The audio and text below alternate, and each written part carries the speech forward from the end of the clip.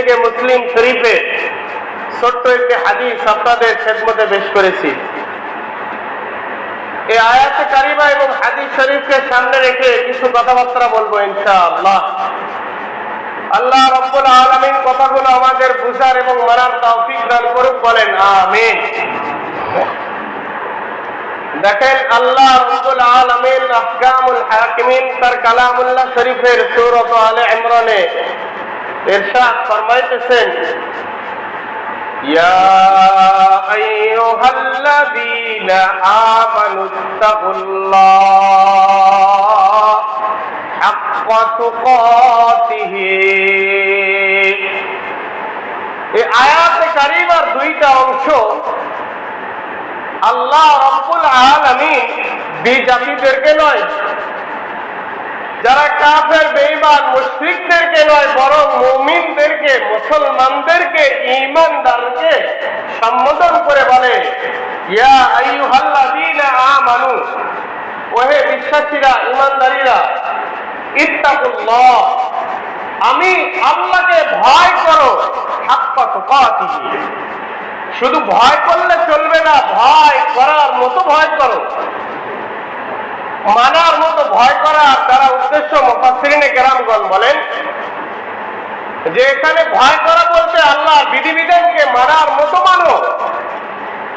আমার মন চাইলো যেটা সুবিধা মনে হয় সেইটা মানলাম, অসুবিধাটাকে ছেড়ে দিলাম, এরকম ভাবে নয়। আল্লাহ তাআলা বলতেছে, ইত্তাকুল্লাহ, তোমরা আমি আল্লাহকে ভয় করো তথা মানো, হাক্কা তুকাতিহি, মানার মতো তথা পরিপূর্ণভাবে, পুঙ্খানুভাবে আমার বিধিবিধানগুলোকে তোমরা সেইভাবে মানো। আর আয়াতের শেষ অংশে আল্লাহ বলতেছে, ওয়ালা তামুতুন্না ইল্লা ওয়া আনতুম মুসলিমুন। আল্লাহ রাব্বুল আলামিন বলতেছে, আর মুসলমান না হয়ে তোমরা মারা যাও না। বড় অবাক লাগে না? ডাকলেন আল্লাহ তাআলা ঈমানদারদেরকে, আবার আয়াতের শেষে বলতেছে মুসলমান না হয়ে মারা যাও না। আরে যারা মুসলমান তারাই তো ঈমানদার, কি বলেন আপনারা? কিন্তু আল্লাহ তাআলা ওই মুসলমানের কথা বলে নাই। এই আয়াত দ্বারা মুফাসসিরে কেরামগণ পরিষ্কার করে দিয়েছেন, মুসলমানের ঘরে জন্ম নিলেই মুসলমান হওয়া যায় না। এই মুসলমান কথা বলেন, ঠিক না ভাই? ঠিক।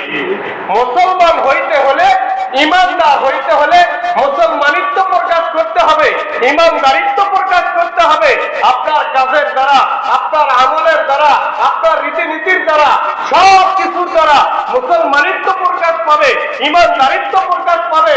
আল্লাহ বলতেছে, ওয়ালা তামুতুন্না, হে মৃত্যুবরণ করো না, ওয়া আনতুম মুসলিমুন, মুসলমান না হয়ে। চিন্তা করেছেন?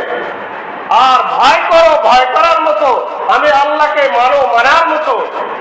আমার সুবিধা মনে হলো সেটাকে মেনে নিলাম, আমার অসুবিধা মনে হচ্ছে এটাকে ছেড়ে দিলাম। বর্তমান সমাজের মধ্যে দেখেন কত রকমের ইস্তিকালফাতে ছড়ে পড়েছে, কোন ইসলামিক কার্যকলাপ সমাজের মধ্যে অহরহ চলতেছে।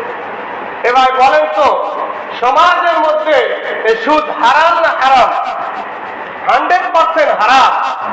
কিন্তু আমার অসুবিধা মনে হয় বিদায় অনেকে চালাইতেছে এবং খুব ইজি ভাবে, আরো আনন্দ চিত্তে খাইতেইছে। ঘুষ দেওয়া হারাম, সেটাও দিতেছে, ভক্ষণ করতেছে। পর্দা মানা ফরজ, মানতে চায় না। খালি নামাজ পড়ি বলে, নামাজ পড়ি। নামাজ তো পড়ো, পড়ার মতো তো পড়ো না। বাসা বাড়ি ঠিক নাই, নিজের ঈমানদারিত্ব ঠিক নাই। আরেক দল আবার বলে যে নামাজ পড়ে হবেটা কি? আছে না নাই? এ ভাই রাগ করতেছে? আরেক দল দাবি করে নামাজ পড়ে হবেটা কি? হায় আফসোস আর পরিতাপের বিষয়। মুসলিম উম্মাহ যদি আমরা বুঝতাম, এই গ্রামের মধ্যেও সম্ভবত অনেক এরকম রয়েছে যারা পীর ধরতে গিয়ে আজকে নামাজ থেকে 150 গজ দূরে। এক কথা বলেন, ঠিক না বেটে? এরা অনেক রকম বিভ্রান্তিকর প্রশ্ন উত্থাপন করে। আমি অনুরোধ করে বলি, ভাই কাল কিয়ামতের ময়দানে যেই দিন আল্লাহ তাআলা ফারিকুন ফিল জান্নাহ ওয়া ফারিকুন ফিস সাঈর, একদলকে জান্নাতে আরেকদলকে জাহান্নামে নিক্ষেপ করবেন, তো কাফের, বেঈমান, মুশরিক, বেদুইন, সেকুলার, নাস্তিক যারা রয়েছে তারা কটাক্ষ করে আঘাত দিয়ে আমাদের নামধারী মুসলমান যারা জাহান্নামে যাবে তাদেরকে বলবে, কিরে খবর কি? টিটকারিমূলক কথা সমাজের বাংলা না বললে পরিষ্কার হয় না। টিটকারি মারে আমরা কথা বলি না। টিটকারিমূলক কাফের, বেঈমান, বেদুইনেরা এরকম নামাজীদেরকে, মানে নামাজ পড়েছে কোন রকম, মানে কোন রকম তাদের পক্ষে আল্লাহ না করুক জাহান্নামের ফয়সালা হয়েছে, তো কাফের বেঈমানেরা বলে, কি খবর? তোমরা তো দুনিয়ায় নামাজ পড়েছিলে, কি লাভ হলো তোমাদের নামাজ? আমরাই তো ভালো আছি, কিছুই করি নাই, জাহান্নামে চলে আসছি। তোমরা তো নামাজও পড়ছো, মুসলমানও দাবি করেছো, কি লাভ হইলো তোমার? আল্লাহ রব্বুল আলামিন সঙ্গে সঙ্গে এমন আল্লাহর অন্তরে একটা রহমত এসে যাবে, তো জাহান্নামের আযাবের ফেরেশতাকে বলবে, আমার ওই বান্দাগুলোকে বেহুশ করে দাও, অচেতন করে দাও। যেই দিন চেতন ফিরে আসবে, তো জাহান্নাম থেকে বের করে আল্লাহ তাআলা সরাসরি তার আযাব যেই দিন শেষ হয়ে যাবে, তার অচেতনটাও শেষ করে আল্লাহ তাআলা নিজে জান্নাতের মধ্যে ফেলাই দিবেন। বলেন সুবহানাল্লাহ। তখন ওই সমস্ত কাফের, বেঈমান, বেদুইন, মুশরিক, সেকুলাররা বলবে, লাউ কানু মুসলিমিন, হায় আফসোস আর পরিতাপ, হায় আফসোসের বিষয়, যদিও নামধারী মুসলমান হইতাম, যদিও নামধারী নামাজি হইতাম। তাহলে চিন্তা করেছেন, সমাজের মধ্যে যারা উত্থাপন করে, আরে নামাজ পড়ে হবে কি? আরে তুমি যদি নামধারী ও নামাজি হইতে পারো, ওই নামধারী নামাজিটাও তোমার কিয়ামতের ময়দানে আল্লাহ তাআলা হইতে পারে, সেটা ওসিলায় মাফ করে জান্নাতে দিতে পারে। কথা বলেন ঠিক না ঠিক? তো একদল এটা দাবি করে, এই জন্য আল্লাহ বলে, ইত্তাকুল্লাহ, বান্দারা তোমরা আমি আল্লাহকে মানার মতো মানো, হাক্কা তুকাতিহি, যেভাবে মানলে আমার কোরআন মানা হয়, যেভাবে আল্লাহ রাসূল আমার পয়গম্বর পথ দেখাইছে, যে পথে চললে কোরআনের পথ পাওয়া যায়, যেই পথে চললে রাসূলের আদর্শ পাওয়া যায়, এই পথের মধ্যে চলো। ওয়ালা তামুতুন্না ইল্লা ওয়া আনতুম মুসলিমুন, আর তোমরা মুসলমান না হয়ে মৃত্যুবরণ করো না।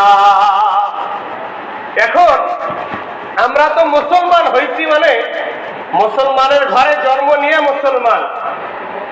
ভাই কথা বলেন ঠিক না ঠিক?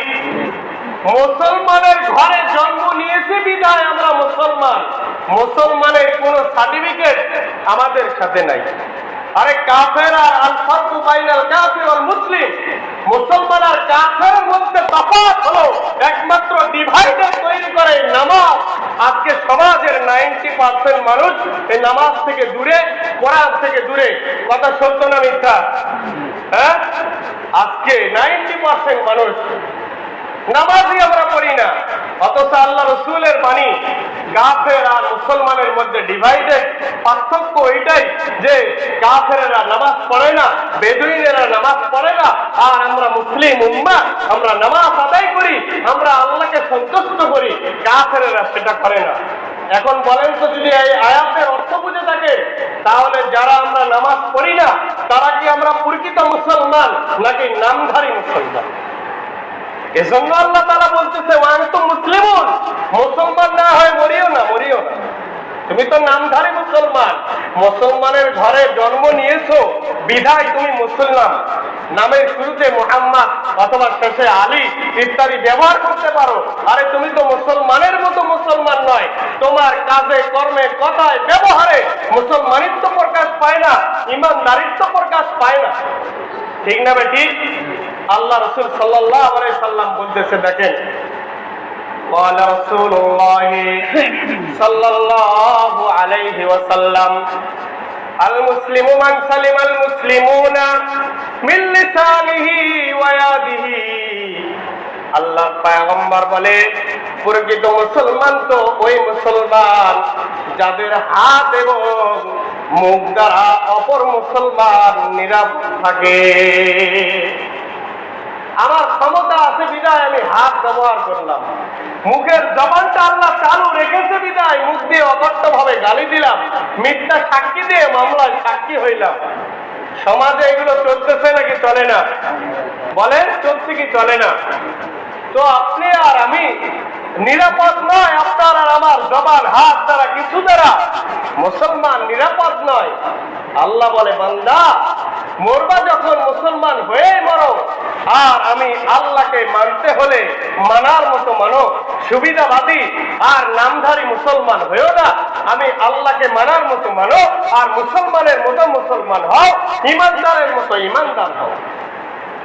বেশি দূরের ইতিহাস নয়, 1400 বছরের ইতিহাস তো বাদ দিলাম, বদরের যুদ্ধের সাহাবায়ে কেরামের ইমানের ইমানদারিত্ব আমি বাদ দিয়ে দিলাম, কিছুক্ষণের জন্য আমি বাদ রাখলাম যে সমস্ত সাহাবায়ে কেরাম তাবেঈন মুজতাহিদিন ছিল, তাদের ঈমান কি পরিমাণ ছিল সেটাকে আমি কিছুক্ষণের জন্য বাদ দিলাম। চলে আসেন আমাদের ইতিহাসের মধ্যে, আকাবিরদের ইতিহাস, আজ থেকে 150 থেকে 200 বছর আগের ইতিহাসে ফিরে আসেন। 200 থেকে 150 বছর আগের মুসলমানদের ঈমান কিরকম মজবুত আর তারা কেমন ঈমানদার ছিলেন। ভারতের দিল্লির মধ্যে কুতুব মিনার, এটার নাম শুনছেন না? কুতুব মিনারের নাম অনেকেই শোনার কথা।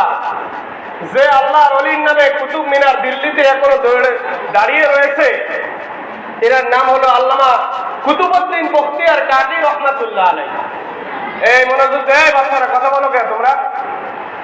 ইতিহাস মনোযোগ দিয়ে শ্রবণ করতে হয়, এতে করে ঈমান বৃদ্ধি হবে। এগুলো কোনো রূপকথার গল্প নয় অথবা ঠাকুমার ঝুলির গল্প নয়।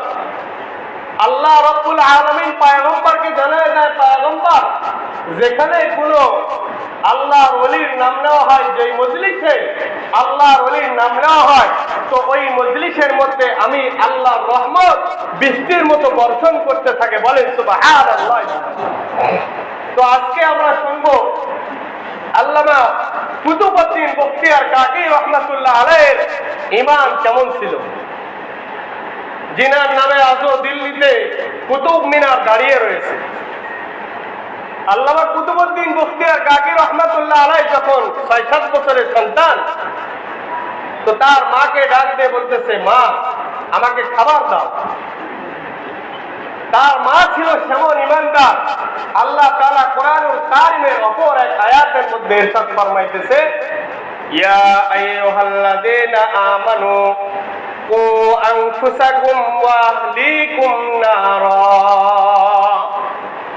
আল্লাহ রাব্বুল আলামিন যে মুসলিম উম্মাহকে বলে, ওহে ইমানদারেরা, বিশ্বাসীরা, কু আনফুসাকুম, তোমরা নিজে বাঁচো আর পরিবারদেরকে বাঁচাও, অধীনস্থদেরকে বাঁচাও, ওয়া আহলিকুম নার, জাহান্নামের আগুন থেকে।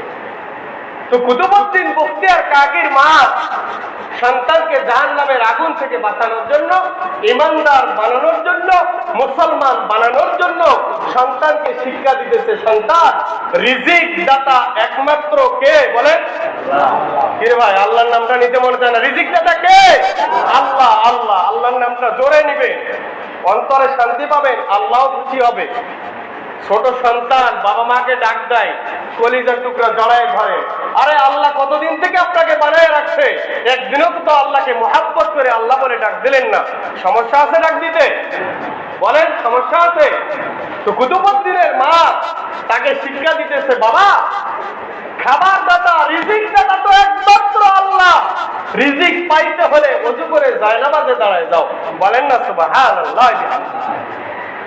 ছোট্ট কুতুবউদ্দিন বখতিয়ার মায়ের কথা শ্রবণ করে আর দেরি করে নাই, সঙ্গে সঙ্গে ওযু করে জায়নামাজের মধ্যে দাঁড়ায় যায়, 2 রাকাত নামাজ আদায় করে।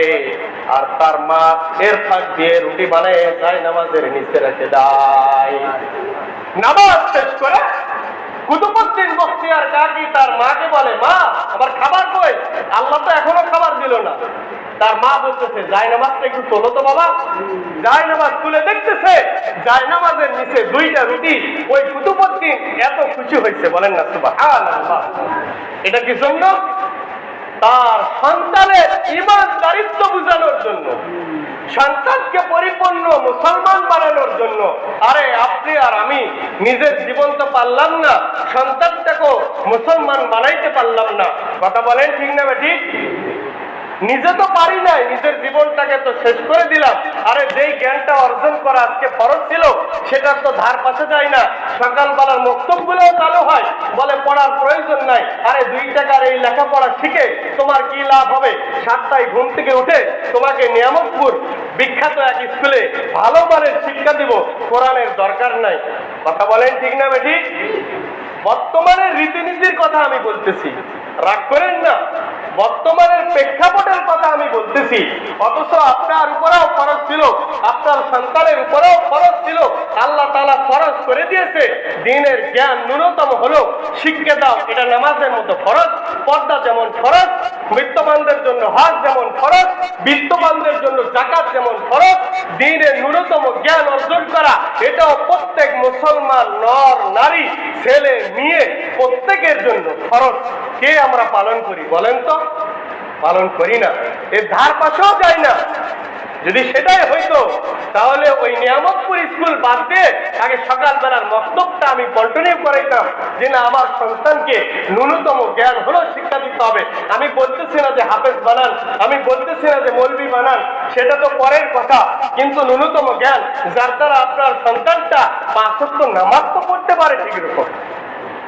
ঠিক কুতুবউদ্দিনের মা সন্তানকে ইমানদার বানানোর জন্য শিক্ষা দিতেছে। এরপর থেকে যেই দিন খিদা লাগে তো কুতুবউদ্দিন জায়নামাজে দাঁড়িয়ে যায়, আর এর ফাঁক দিয়ে তার মা রুটি বানিয়ে জায়নামাজের নিচে রেখে দেয়। সুবহানাল্লাহ কইলেন না? ঘটনাক্রমে একদিন কুতুবউদ্দিনের মা তার পাশের বাড়িতে ইসলামের দাওয়াত দিতেছে। সন্তানের খিদা লেগেছে, জায়নামাজে দাঁড়ায় গেছে। মা শিক্ষা দিয়েছে ইমানদারিত্ব, মা শিক্ষা দিছে। কুতুবউদ্দিনের মা এসে দেখতেছে, হায় সর্বনাশ, আজকে তো আমি রুটি রাখতে পারি নাই। যদি রুটি না পাই জায়নামাজের নিচে আমার ছেলের ঈমান তো চলে যাবে, তথা তার মনের মধ্যে এই কথা বিশ্বাস হয়ে যাবে, কই আমি তো নামাজ পড়লাম, আল্লাহ তো আমাকে খাবার দেয় নাই, আমার খাবার তো আমার মাই দেয়, তাহলে তো আল্লাহর উপর ঈমান হারায় ফেললো। কুতুবউদ্দিনের মা কান্নার নজরে আল্লাহর কাছে কান্নাকাটি করতে লাগছে, আল্লাহ আমার ছেলের ঈমানটাকে তুমি নষ্ট করো না। বলেন সুবহানাল্লাহ। তার মা ফিরে এসে দেখতেছে কুতুবউদ্দিন নামাজ পড়ে দোয়া করতেছে। দোয়ার পরে মাকে ডাক দিয়ে বলতেছে, মা আমার খাবার। কুতুবউদ্দিনের মা বলতেছে, বাবা তুমি জায়নামাজের নিচে দেখো। আল্লাহর কি কাম, আল্লাহ রব্বুল আলামিন পারে না এমন কিছু নাই। আল্লাহ রব্বুল আলামিন সেই দিন দুনিয়ার কোনো রুটি নয় বরং জান্নাতি এমন ঘেরাওয়ালা 2টা রুটি রেখে দিয়েছে, কুতুবউদ্দিন আর কখনো এই রুটি পায় নাই। বলেন সুবহানাল্লাহ। দেখছেন মা বাবা কিভাবে সন্তানকে ইমানদারিত্ব শিক্ষা দিচ্ছে, মা বাবা কিভাবে সন্তানকে মুসলমানের মতন মুসলমান বানাইতেছে। আল্লাহ তাআলা এই কথাটাই বলতেছে, ওয়ালা তামুতুন্না ইল্লা ওয়া আনতুম মুসলিমুন। আরে মুসলমান না হয়ে মরিও না। যেটা আমার সুবিধা মনে হয় শুধু মেনে নিলাম, অসুবিধাটা মানলাম না। আমাকে দিতে হবে বলে আমি দিতেছি না, আমি আঁকড়িয়ে ধরতেছি। যে দায়িত্ব আমার উপর ছিল এই দায়িত্ব আমি পালন করতেছি না। যেখানে সুবিধাবাদী সেখানে আমার ভাব, যেখানে আমি লাভ পাই সেখানে আমি দৌড়াই, যেখানে আমাকে খরচ করতে হয় সেখান থেকে আমি পিছুপা হই। এটার নাম মুসলমানিত্ব নয়, এটা হলো নামধারী মুসলমান। মুসলমানের ঘরে জন্ম নিয়েছো বিদায় মুসলমান। ঠিক না বেটি? আমরা আজকে সমাজের কৃষ্টি কালচার হয়ে গিয়েছে, মুসলমানের ঘরে জন্ম নিয়েছি বিদায় মুসলমান। কিন্তু আমাদের মধ্যে এখনো মুসলমানিত্ব আসেনি, আমাদের মধ্যে এখনো ইমানদারিত্ব আসেনি। যদি আসতো তো এই ছোট কুতুবউদ্দিন, এই কুতুবউদ্দিনের জীবন ইতিহাস বলতে গেলে অনেক লম্বা সময়ের প্রয়োজন। ছোট্ট একটা ঘটনা বলে আমি শেষ করে দিব। কুতুবউদ্দিন যখন বৃদ্ধ হয়ে গেলেন তো তার খাদেমকে অথবা বন্ধুকে, 2টা রেওয়ায়েত পাওয়া যায়, তার খাদেমকে ডাক দিয়ে বলতেছে, ও আমার খাদেম, যেন তেন মুসলমান দিয়ে, যেমন তেমন হুজুর দিয়ে, যেমন তেমন মানুষ দিয়ে আমি কুতুবউদ্দিন বখতিয়ার কাকির জানাজা করার প্রয়োজন নাই। বলেন সুবহানাল্লাহ। আমরা কি করি? মানুষ মরলে মাইকিনের উপর মাইকিন, খবরের উপর খবর, জানাজার মানুষ খুঁজে পাওয়া যায় না। এই মুসলমান কথা বলেন ঠিক না ঠিক? আর কুতুবউদ্দিন নিজে বলতেছে, যেমন তেমন মানুষের দ্বারা আমি কুতুবউদ্দিনের জানাজা পড়ার কোনো প্রয়োজন নাই। বলেন সুবহানাল্লাহ। সামনে আসেন ইতিহাস। কুতুবউদ্দিন এইভাবে বলার পরে ঘটনাক্রমে কিছুদিন পর কুতুবউদ্দিন বখতিয়ার কাকি ইন্তেকাল করলেন। বলেন ইন্না লিল্লাহি ওয়া ইন্না ইলাইহি রাজিউন। যদিও আমরা তিনাকে দেখি নাই, আমরা ইতিহাস পড়েছি, আমরা দোয়াটা করলাম, তার জন্য আমরা দোয়া করে দিলাম সওয়াবের কাজ। তো কুতুবউদ্দিন বখতিয়ার কাকি যখন মৃত্যুবরণ করলেন, পুরো ভারতবর্ষের মানুষ এক বাক্যে তিনাকে চিনতেন। লাখ লাখ নয়, লক্ষ লক্ষ নয়, বিলিয়ন বিলিয়ন মানুষ তিনার জানাজায় অংশগ্রহণ করেছে। বলেন সুবহানাল্লাহ। এবার খাদেম দাঁড়িয়ে বলতেছে, কোটি কোটি বিলিয়ন বিলিয়ন মানুষের মাঝে খাদেম দাঁড়িয়ে বলতেছে যে আমার ওস্তাদের জানাজা যেমন তেমন মানুষদের দ্বারা করাইতে তিনি নিষেধ করেছে, যার মধ্যে 4টা গুণ পাওয়া যাবে সেই ব্যক্তিটাই আমার ওস্তাদের জানাজা পড়াইবে, নচেত জানাজা ছাড়াই তিনাকে মাটি দেওয়ার জন্য অনুমতি দিয়েছে। বলেন সুবহানাল্লাহ। মানুষ অবাক, কি 4টা গুণ বলতেছে? প্রথম নম্বর গুণ হলো যে মুসলমানের মধ্যে এই গুণটা থাকবে, তার বালে হওয়ার পর থেকে আমি কুতুবউদ্দিনের জানাজা পর্যন্ত কোনোদিন তাকবীরে উলা ছাড়ে নাই। সুবহানাল্লাহ। কোন রকম এসে রুকু ধরেছে এমন নামাজ নয়, বরং ইমামের সাথে সাথে আল্লাহু আকবারের সাথে আল্লাহু আকবার বালে হওয়ার পর থেকে কুতুবউদ্দিনের আজকের এই জানাজা পর্যন্ত তার তাকবীরে উলা ছোটে নাই। বলেন সুবহানাল্লাহ। এটা হলো প্রথম শর্ত। দ্বিতীয় নম্বর শর্ত হলো যে ব্যক্তিটা কোনোদিন তার জীবনে বালক হওয়ার পর থেকে আজ পর্যন্ত তাহাজ্জুদের নামাজ পড়ে নাই। সুবহানাল্লাহ কন্যারে ভাই। তৃতীয় নম্বর শর্ত হলো যে ব্যক্তিটা আসরের আগে, আসরের যে 4 রাকাত ফরজ নামাজ, 4 রাকাতের আগে আরো 4 রাকাত সুন্নত রয়েছে, এটা না পড়লে কোনো গুনাহ নাই, তবে পড়লে সওয়াব আছে। বলছে এই 4 রাকাত সুন্নতটাও বালেগ হওয়ার পর থেকে আমি কুতুবউদ্দিনের মৃত্যুর দিন পর্যন্ত এই আসরের আগের 4 রাকাত সুন্নতটাও ছাড়ে নাই। বলেন সুবহানাল্লাহ। চতুর্থ নম্বর শর্ত হলো যেই মুসলমান বালেগ হওয়ার পর থেকে আজকে পর্যন্ত তার আল্লাহর দেওয়া চোখ দিয়ে কোনো বেগানা নারীর দিকে তাকায় নাই। বলেন সুবহানাল্লাহ। যে ব্যক্তির মধ্যে 4টা গুণ পাওয়া যাবে ওই ব্যক্তিটাই আমার উস্তাদের জানাজা পড়াবে, নচেত ওই ব্যক্তির জানাজা না পড়াই দাফন করে দিবে। বিলিয়ন বিলিয়ন কোটি কোটি মানুষ অবাক, আলেম ওলামা মুফতি মুহাদ্দিস মুহাক্কিক সবাই অবাক। কে এমন গুণের গুণান্বিত ব্যক্তি যার মধ্যে 4টা এমন কঠিন বড় বড় গুণ রয়েছে? আরে সুন্নত আর তাহাজ্জুদ নামাজ তো বাদ দিলাম, ফরজ নামাজই তো পড়ে না। কথা বলেন, তাহলে আমরা কি মুসলমান রে ভাই? দেখছেন কথা কয় না। হ্যাঁ মুসলমান, তবে নামধারী, কামধারী মুসলমান হইতে পারি নাই। আল্লাহ যেটা বলেছেন তামুতুন্না ওয়া আনতুম মুসলিমুন, মুসলমান হও, পরিপূর্ণ মুসলমান। ভয় করো, ভয় করার মতো আল্লাহকে মানো, মানার মতো। আরে আমরা তো তার ধার পাশেও যাইতে পারি না। কথা বলেন ঠিক না ঠিক? কোটি কোটি মানুষের মধ্যে সবাই হয়রান পেরেশান। আরে এমন গুণে গুণান্বিত কোন ব্যক্তি হঠাৎ করে পিছন থেকে একটা ব্যক্তি মুখ ঢেকে সামনের দিকে কানতে কানতে আগাইতেছে? সুবহানাল্লাহ কইলেন না?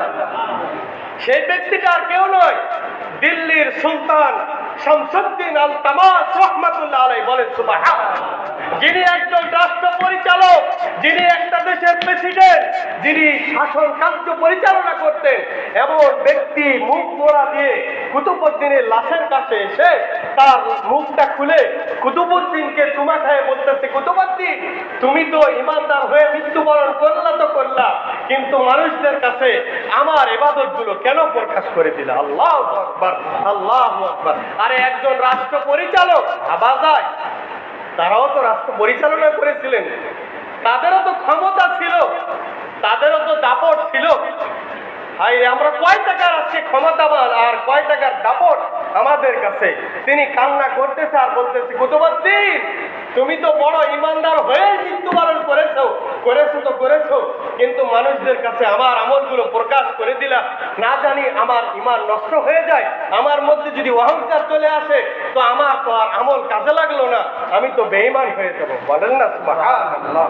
যার মধ্যে একজন শাসনকর্তার মধ্যে একজন প্রেসিডেন্টের মাঝে 4টা গুণে গুণান্বিত একজন ব্যক্তি, আল্লাহু আকবার। তাদের ঈমান আর আমাদের ঈমান এটা বেশি দিনের ইতিহাস নয়, আজ থেকে 150 থেকে 200 বছর আগের ইতিহাস। সাহাবায়ে কেরামের ঈমান তো বাদ দিলাম, তাবিদের ঈমান তো বাদ দিলাম, নবী রাসূলগণের ঈমান তো বাদ দিলাম, কিছুদিন আগে ইতিহাসের মানুষদের ঈমানের সাথে আমাদের ঈমান মিলান, তাদের মুসলমানিত্বের সাথে আমাদের মুসলমানিত্ব মিলান। আল্লাহু আকবার, আল্লাহু আকবার। 4 গুণে গুণান্বিত ব্যক্তি জানাজা পড়ায় দেয়, মানুষ সমাজে একজন সুলতান হয়ে একজন প্রেসিডেন্ট হয়ে এই গুণগুলো কিভাবে ধরে রাখে? আমরা তো ফরজ নামাজই পড়তে পারি না, জীবনে কোনোদিন তাহাজ্জুদ কাজা করে নাই, আমরা তো সুন্নতি পড়তে পারি নাই, আরে জীবনে কোনোদিন তাকবীরে উলাও ছাড়ে নাই, জীবনে কোনোদিন আসরের আগের 4 রাকাত সুন্নতটাও ছাড়ে নাই।